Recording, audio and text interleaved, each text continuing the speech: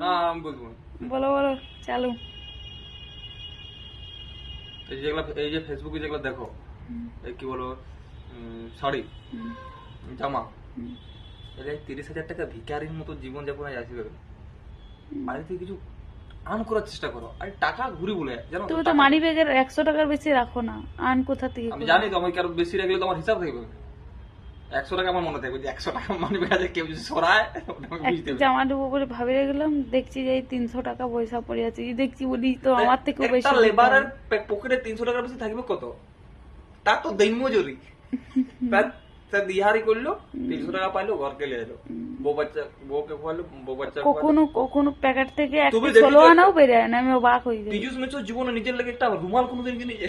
না তো 2,500-এর জুতা দেখতে পারে। হ্যাঁ, 2,500 জুতা,